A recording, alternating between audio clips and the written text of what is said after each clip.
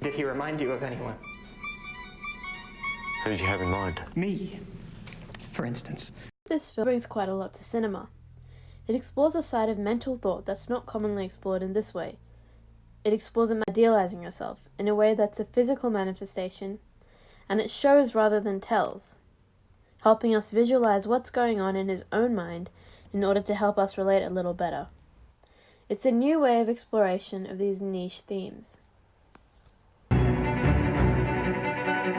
This film is about a man who's not sure where he stands in society but knows where he wants to stand. It follows a shy young man who lives alone and is an office drone, whose life is completely interrupted when a doppelganger arrives at his office. He is everything Simon wants to be: smart, charming, witty and charismatic, and his name is James Simon.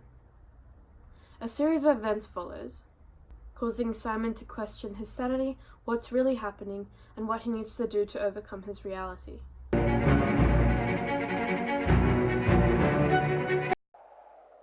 Just say something. I used to be an Olympic swimmer. Go to the bathroom now. Excuse me, sorry. You'd think these are thoughts Simon would be having in a state of anxiety because he wants to impress the girl but doesn't know how to. So excusing himself to the bathroom would help him breathe and recollect his thoughts. But in fact, as we see next, it is James, his doppelganger, telling him to go to the bathroom so that they can swap and James can fix up the mess Simon has made of this dinner. This makes us wonder whether these lines can be blurred and whether James could be Simon's thoughts, an alter ego that steps in to rescue embarrassing situations in order to project an idea of a whole Simon James. Wait, did you move tables? No?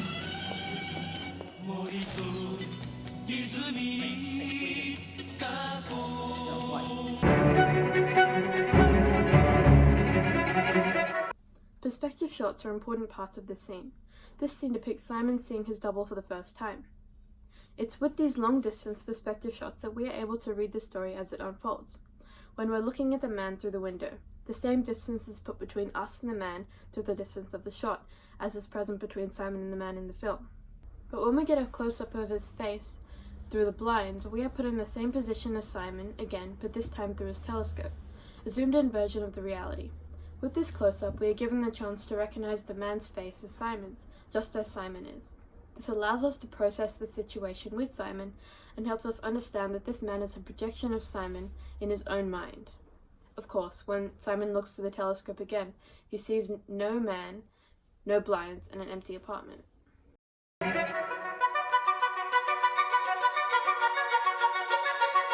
Lighting plays an important part in this film as it contributes to the dark themes of the cinematography. When Simon is being told that he's not in the system, therefore cannot attend the employee party where the girl he likes is, the hallway he's standing in is lit in an odd way that we're not used to, as it contrasts heavily with the lighting of the rest of the film, i.e., it is a lot brighter and well lit than the usual scenes. This is because he is so close to and in the path of his ticket out of the dissatisfaction he feels. If he goes to this party, he can show the girl that he's worthy of her time and attention and show her who he really is. When he is turned down entry, we understand that this lighting serves as a beacon towards a desired thing, like moths are drawn to a light or a flame. The audience watches this movie through the point of view of Simon. We see what he sees and when he sees it. This is also known as mental subjectivity, where the audience experiences the world from one character's point of view. This is a challenging point of view for viewers, as we're not really given the full picture at any point, and things really only fall into place at the end, when we see how Simon and James physically impact one another, i.e. Simon punches James, but he gets a nosebleed. And it is difficult to properly sense what's going on until then. How come you don't have a girlfriend? There's someone I've been thinking about. Simon, you have to go after what you want. Through my own experiences, I can say that art represents the world. It represents the world in an alien way that we're not generally comfortable with. The dark tones of the film, while not acting as a realistic portrayal of the colors in our own world, represent this aspect of society as boring and mundane, as well as a little depressing, in order to communicate to the audience that we need to change our attitudes to the stereotypes presented by society, and learn to be ourselves so that we don't feel the need to create a projection of ourselves that we do not like.